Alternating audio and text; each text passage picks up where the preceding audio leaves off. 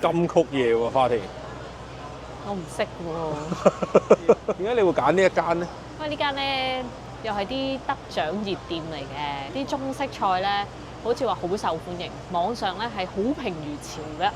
而我點解揀呢一間咧？我都有個原因嘅喎。係咩咧？因為佢好似有減價。我哋不如試下。市道艱難啊，所以我哋入去試一試啊。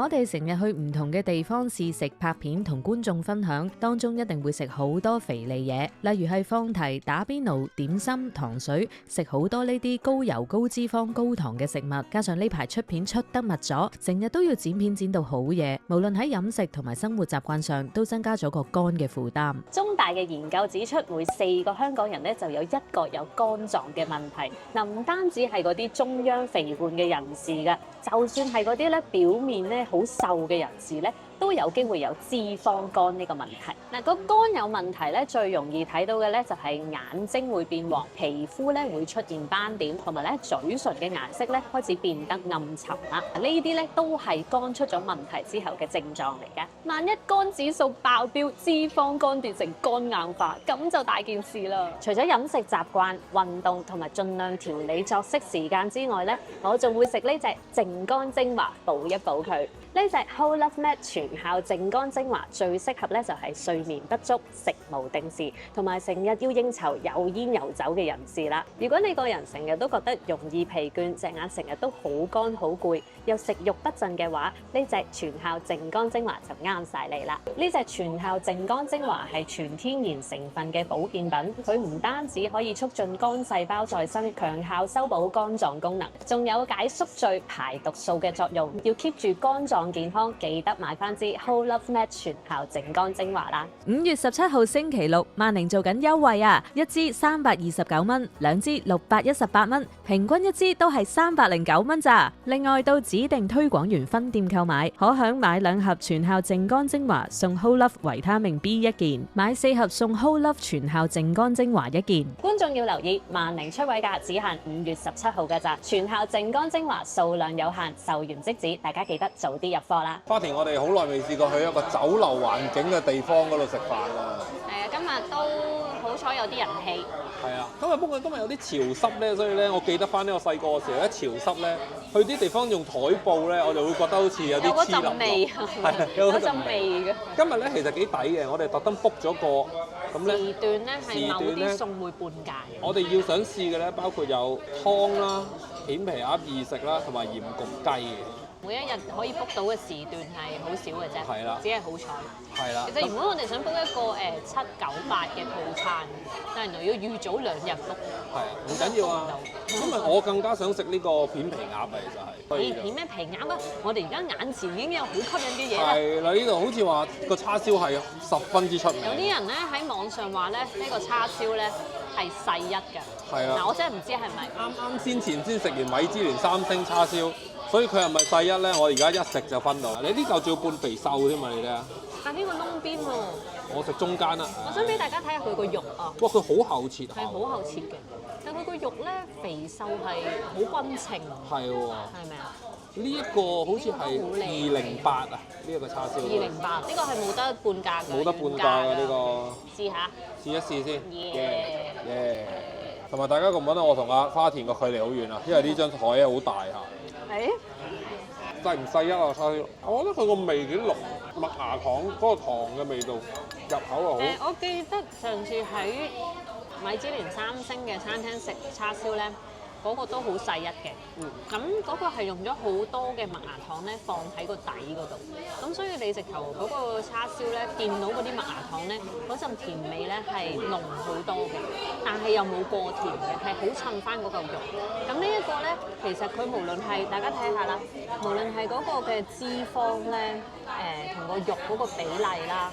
佢燒嘅窿邊啦，其實都真係細一嘅級別，係啦。咁但係佢就冇話浸住喺啲麥芽糖嗰度咧，所以個甜味咧就冇3星嗰個咁緊要。但係呢一個都好好食嘅。嗰個肉質咧冇米芝蓮3星嗰一間韓國咁鮮嫩。佢雖然唔韌，但係佢煮得幾耐下㗎。我覺得如果你咬到嘅部分，如果係淨係肉嘅，冇乜脂肪嘅，佢嗰個肉質咧係會比三星嗰個咧係乾一啲。乾少係啦，少，如同埋果你淨係咬到肉嘅部分，會硬少少。的而且確冇咁硬嫩口嘅。你見我咧已經食第二嚿咧，所以其實真係幾好食嘅。佢係十分之好食，係煮嘅時間係有少少。你見到肉嘅部分咧，即係純粹肉冇脂肪嘅部分咧，你見到嗰啲間嗰啲紋理好清晰啊，嗰度係乾少少嘅。我哋上次去米芝蓮三星咧就唔會有呢個情況。係啦，冇錯。但係唔韌嘅食落冇問題嘅，只係有比較之下有少少分別。咁啊，仲有一樣嘢要讚下嘅就係佢半肥瘦啊，好 juicy 嘅。如果你睇到嘅話咧，睇下呢度肥瘦啦，睇翻個肉咧，嚿嚿都真係揀過嘅，同埋個醃料咧上得嗰個叉燒咧係上得好好，好入味。係啊，或者唔係淨係喺嗰個碟嗰個汁嗰度，係上晒個叉燒。叉燒嘅周圍。喺入味方面，我覺得呢個就可能係即係仲好過米芝蓮三星嗰個，即係講入個味嘅程度。咁米芝蓮三星有佢嘅好咯，即係佢個 cut 又靚啲，佢嗰隻豬管真係靚。係啊係啊，處理咁然後個肉再加埋啲麥芽糖啊嗰啲咧，咁嗰個又係好好食嘅，唔知係咪真係難做啊生意？咁所以咧，唔知點解喺第一次即係正常嘅菜牌啦，係咪？咁點解隔離每一台都會擺一本？大韓週刊。係啦，裏邊係啲對唔住係大韓週刊。係啦，裏邊係一啲團嘅價錢嚟喎。係。啊，好佢明顯係佛山啊咁樣。咁啊，我開頭係以為有人留低咗，但係我後來發現每一台嗰個嘅 menu 入邊咧都有一份呢啲嘅。啊，真係係咪知道大家中意北上咧？呢一個係成本全部都好似係。因為有越南都有都有馬來西亞都有，成本啊！唔知大家布吉咁啊嚟，大家嚟食飯仲可以諗下去邊度旅行？諗下邊度旅行啊！咁問呢個切入廣告究竟收唔收錢嘅咧？我意思係話呢間酒樓啫，唔係我想收翻佢哋錢。即係生意難做嚟㗎，賣叉燒之餘，其實仲要去旅行啦。去旅行生意真係唔容易做嘅，因為我哋9點半後嚟食係有半價嘅。得2個 slot 嘅啫，嘅9點半同10點。咁呢度係收11點嘅。咁但係你如果係早一個 slot 咧，9點咧係9折嘅啫，冇中間嘅，即係9折，下一步就半價嘅，冇中間嘅，冇8折7折嘅。哦，咁我寧願等多半個鐘啦。呢個半價有啲唔同，因為一般咧，如果你 through 嗰個 app book 嘅半價咧，係個餐牌入邊咧，除咗飲品咧，或者通常係海鮮啊嗰啲咧，就乜嘢都半價。咁佢呢一度咧就限定你頭先你見到嗰張紙入邊嘅嘢咧，先至係半價。係啦，呢幾個餸喺等嘅時候咧，再鯨吞幾嚿叉燒。唔係我包起佢先，因為等一陣間片皮盒兩食，我驚食唔晒啊嘛。我哋嗌咗個炒飯過嚟食。咩炒飯嚟嘅先？有瑤柱嘅咩？櫻花蝦瑤柱炒飯。嗱，第一樣嘢咧就要睇一睇佢乾唔乾身先。咁你睇下都 OK 喎，你睇下啲飯都叫一粒粒咁樣。你攞碗嚟啊！咁咁好俾我先啊！梗係啦。哇，好靚喎！佢啲蛋好靚啊，炒。係啊，好靚仔我覺得炒飯，情不自禁咁計夠啦，情不自禁咁嗌咗呢個炒飯。櫻花蝦就要個香味咯。聞下先。係啊，所以炒得幾乾身喎，睇下。而家個顏色好靚咯，我覺得。係啊，個顏色好靚。我中意佢啲蛋啊。個味非常之好。哇！呢個功夫菜嚟。係咪似金鳳米啊？好似我哋之前做一個炒飯嘅測試嘅，唔知觀眾有冇睇過啦？我哋試過一個飯嘅測試，發覺金鳳米炒飯係特別好食。真係抵佢咁貴，但係呢個真係櫻花蝦加瑤柱嗰個配搭真係。同埋佢夠鹹。嗰啲飯個顏色咧，明顯係金炒飯唔會係咁嘅色。我問下姐話蛋黃嚟嘅啫，即係蛋嚟嘅。即係普通雞蛋。係啊，雞蛋嚟。我覺得呢個炒飯都算係我近期食過一個其中一個最好食嘅炒飯。即係佢個味好簡單嘅，咁啊好夠鹹，咁但係嗰個香味係好濃郁。唔係廚師揀嗰啲材料咧，大部分都有個脆口嘅櫻花蝦啦。佢哋兜過炸過啲瑤柱絲啦，仲有呢個菜團，都係令到成個飯有啲脆嘅口感，非常之好。咁加埋佢本身嗰啲海味料本身係鹹㗎嘛，所以個飯係偏鹹。但係唔係過鹹咯喺我嘅角度。咁花田我哋咧，通常好多觀眾都話，如果我哋揸住個鏡頭，就會有好嘅服務同埋食品嘅。咁其實好多時都唔係嘅喎。今日就應該唔係㗎啦，今日因為樓面咧得兩個姐姐，咁佢負責接待啦，負責樓面嘅傳菜啦、落單啦、keep 外賣啦、埋單找數啦，即係其實得兩個姐姐啫。執台啊咁樣，全部都係佢。全部都係佢哋。咁所以其實今日佢哋咧因為我哋又第一次嚟咧，可能對佢哋嚟講，我哋問太多問題啊，咁所以可能佢哋都唔係好耐煩咁。係，但係唔怪得佢哋咯。我見到佢哋嘅眉頭係從來未試過解開過，都係有夾死烏蠅嘅情況。夾死烏蠅嘅情況㗎，咁所以好緊張啊！我見到佢哋嘅工作真係。飲啖湯。好熱喎，嗰個感覺。你感覺到係足料，真係有咧。阿嫲以前特登去買花膠嗰啲地方咧，深融海味鋪咧，有嗰種料。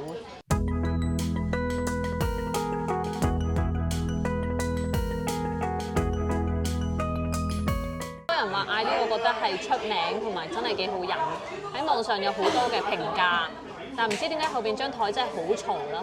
咁啊頭先有位外籍人士嘅旅客咧，其實係喺度用餐嘅。樹佢哋啊，直頭係行埋去佢哋咧。咁佢哋靜咗一陣之後，因為嗰位旅客已經走咗啦。係啊。咁佢哋又嘈過。咁頭先嗰位旅客當佢樹呢位佢哋嗰台嘅時候咧，我亦都俾咗個 thumbs up 佢。我同佢嗰個同我呢位外籍旅客有個惺惺相惜嘅 thumbs up 嘅。我都係 thank you 咗佢。係啊 ，thank you 咗佢嘅，真係多謝晒。呢個湯我覺得幾清，我覺得值得試下。其實可以慢慢飲啊嘛，因為而家咧用個紫砂茶壺裝住咧，入邊係非常之熱嘅。咁你擺一輪咧，其實都可以保到個溫度。喺度俾大家睇下咧，9點半前同9點半後嘅兩個世界㗎。喺9點半前咧，我哋係只係嗌咗兩樣嘢啦。嗱，茶位同埋涼菜又唔計啦，一個叉燒加一個炒飯啦。咁樣咧已經係428蚊嘅，即係話呢啲嘢冇折嘅原價。但係當過咗9點半，我哋 book 到半價之後，世界唔同咗啦。我哋嗌一個片皮鴨嘅兩食，包括呢個鴨鬆嘅生菜包，再加埋呢個紫砂茶壺嘅功夫湯，仲有我眼前嘅芝麻鹽焗雞，3樣嘢夾埋咧都係506蚊。係啦，所以扣除咗涼菜同埋茶錢之後啊，呢張單都要差唔多400蚊，就只係食叉燒同埋炒飯。兩樣嘢啫。但係而家咧呢一度咧係可以食到3樣嘢。4樣，因為兩食啊嘛有一日。係啦，就係4樣嘢，所以呢一度咧呢一餐咧其實都係價值連城㗎。都成千蚊嘅呢個已經係。咁我哋都有抌本嘅時候嘅。但係抌本都可以慳㗎，就係可以9點半。係啦，唯有半價啦。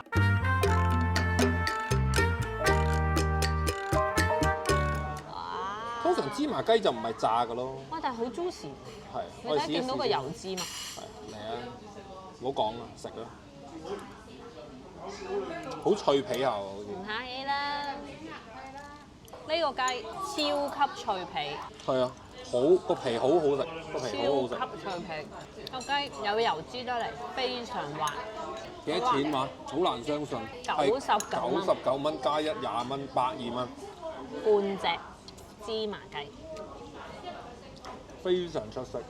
我呢個係完全唔使點任何醬汁。個雞胸可能要嘅，我試一試個雞胸，點一點個雞醬。好味啊！呢個真係好食喎！哇，如果以呢個皮咧，我覺得最好食嘅部分咧，應該係個雞肉。你試下。話俾大家睇下個雞皮，真係脆到阿媽都唔認得。唔係啊，嗰個雞肉如果喺個骨嘅附近咧，滑得好緊要，好誇張。哇！真係好香，呢個真係。哇！佢個皮嘅脆嘅程度比一般嘅炸子雞更加脆。香，同埋佢個雞真係滑得好緊要，個雞肉。個芝麻皮啊，係絕對係一個亮點嚟，能夠可以9點半後120蚊食到，簡直係奇蹟啊！真係好食。不過講起可能係，哎呀，近期食過最好食嘅雞可能又係呢個喎。咁講，你咪覺得佢好食過3星嗰隻炸雞？淨係單係講個雞嚟計。我食炸雞咩個？有炸子雞嗰隻半隻啊嘛。嗱，你唔記得咗，即係唔係，即係一定好食過啦。係啊，呢個贏。咁呢個鐘數肯定就120蚊啫。咁平時佢唔係咁平嘅。平時220咯。198加1。係。不過講起你睇下食晒啦。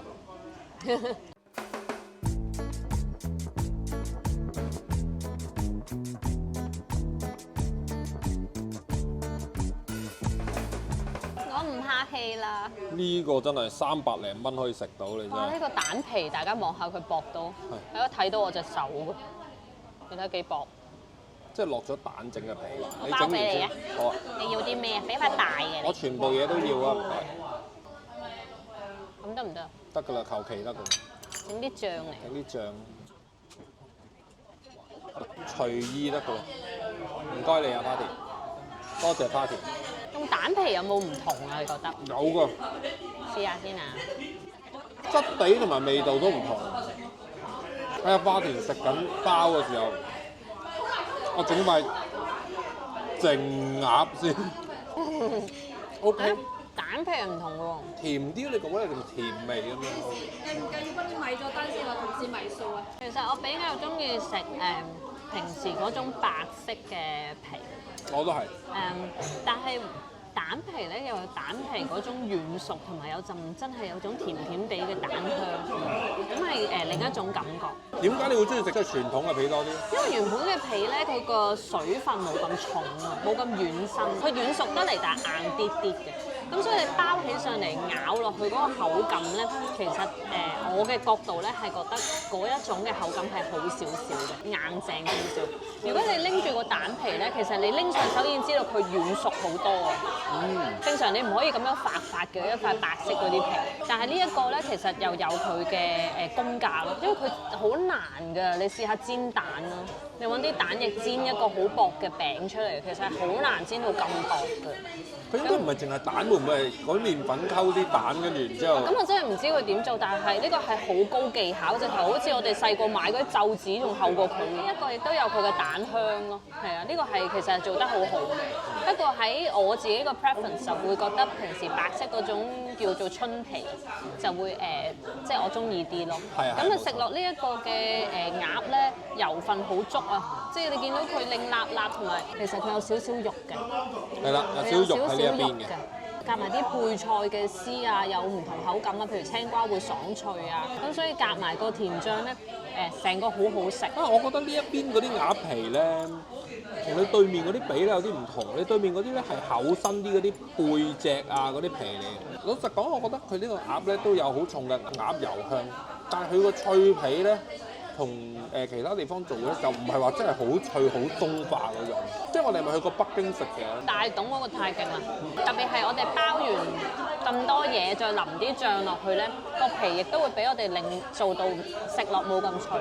但我單食呢一塊淨係鴨肉連埋皮嘅話咧，其實個皮都係脆嘅，都係油脂好豐富、好濃味嘅。咁呢個我係覺得都係感覺上係上乘嘅材料嚟。而且再加埋個價錢係可以話係頂級上乘嘅頂級配搭，係啦，冇錯，性價比極高啊！如果你9點半之後嚟，嗱兩食咧，我哋就揀咗生菜包嘅，試下先。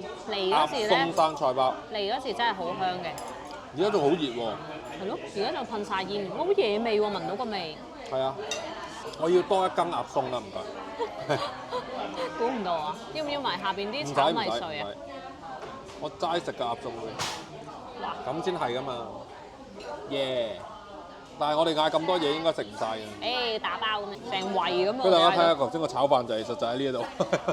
耶！平時咧就唔係好中意食西芹嘅，但係呢個落咗落去炒咧，好香，好夾啊，同個鴨肉味。咁但係我炒呢個鴨鬆，我都食唔到有西芹味。犀利喎！同埋佢揀嗰個生菜咧係西生菜嚟㗎，好爽脆啊！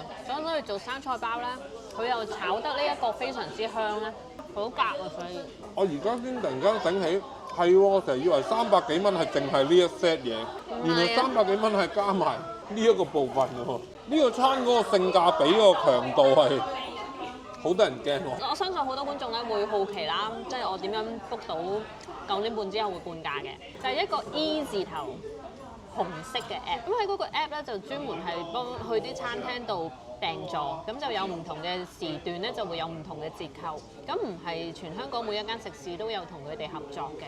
咁但係好多都有嘅，呢一間係其中一間。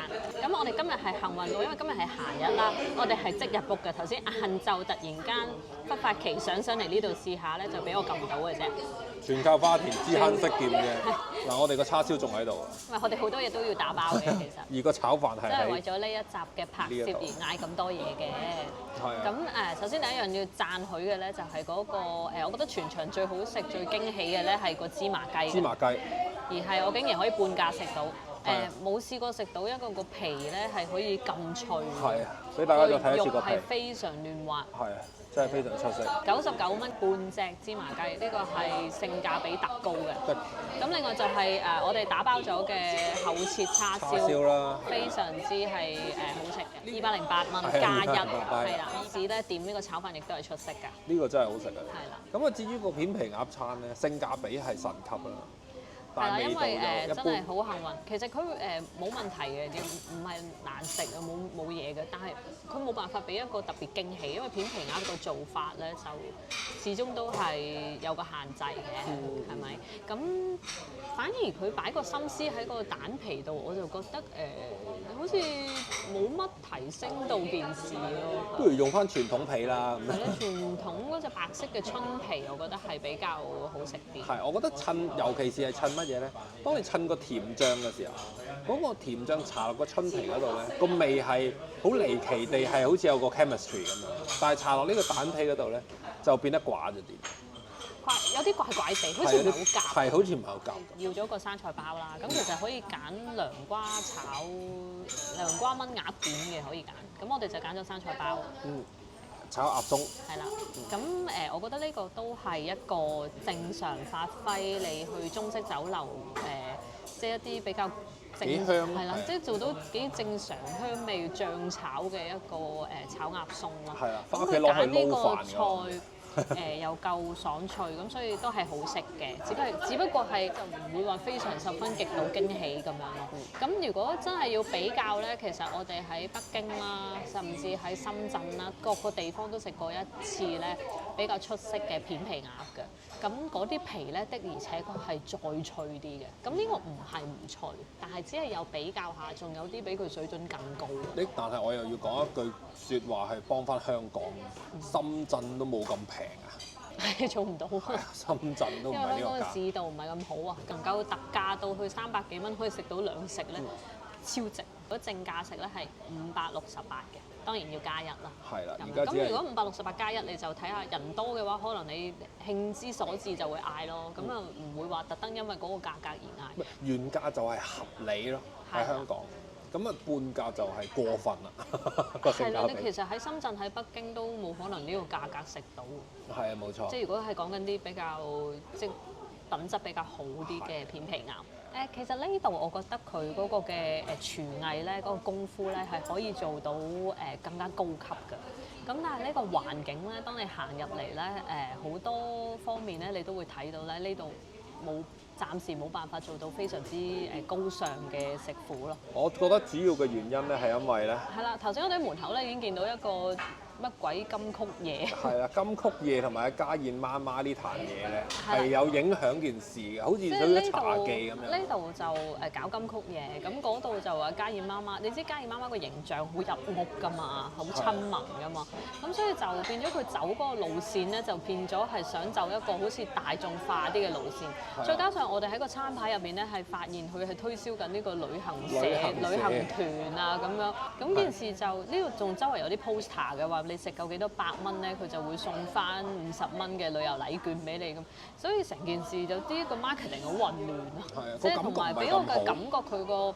將自己個定位咧定到唔係一個好高級嘅定位，係一個想親民啲嘅定位。呢啲係酒樓級嘅食物嚟㗎嘛，咁又一方面又想親民喎，但係一方面又想酒樓級嘅菜式喎，咁啊件事就好亂啊！係如果原價食嘅話咧，呢啲係好過分嘅。但係半價 OK，半價就冇所謂啦。頭先個叉燒係原價嘅，by the way，炒飯都係。炒飯原價。如果都係原價嘅話，你突然間夾啲旅遊雜誌啊，咁夾啲金曲嘢啊，夾啲嘉義媽媽俾我咧，我就覺得咩事啊？變咗就好難做到係比較高級啲嘅食肆咯。同埋我明白呢度嘅侍應佢哋唔係冇服務，而係真係人手太短缺啦，佢哋要處理太多事情，咁所以就好難俾到一個幾好歡迎你嘅一個服務係比較難咯。因為哇，樓面有佢喎，收銀有佢喎，傳菜又係佢，埋單仲有理埋外賣，仲有清潔啊，因為所以清潔執台。成餐咧，我哋係咁撥來撥去就係因為有啲烏蠅飛嚟飛去。係，咁所以就冇辦法咯，即係始終個服務方面係人手不足咯。食物質素方面咧，呢度係的確係好值得推介。但係嚟到你食呢啲咁高質素嘅食物嘅時候嘅感覺咧，可能亦都會唔係太過好咁樣。同埋咁啱今日其實係有食客，但係未算係完全 full house 坐滿嘅。咁但係可能呢度嗰個嘅設計嘅問題咧，焗住啲聲咧，變咗後邊有一台情緒高漲啲啊，或者嗰邊有一台大聲少少咧，其實件事就已經係好似係俾人騷擾緊咁。或者要鬥大聲大嗌咯，即係我又要大嗌，佢又要大嗌，咁大家就越嚟越大聲。即係有個旅客要埋你咁就唔係咁好咯。所以今次我哋係抌半啲咧嚟試食一餐咧完整啲嘅中菜嘅。希望大家咧喜歡呢一集嘅分享。如果有咩意見咧，大家可以留言話我聽。唔使成日強調自費係嘛？但係真係自費。真係自費，我都要講嘅。好啦，記得 subscribe 我嘅 YouTube channel、like、comment 同埋 share 呢個 video。我哋下集再見，拜拜。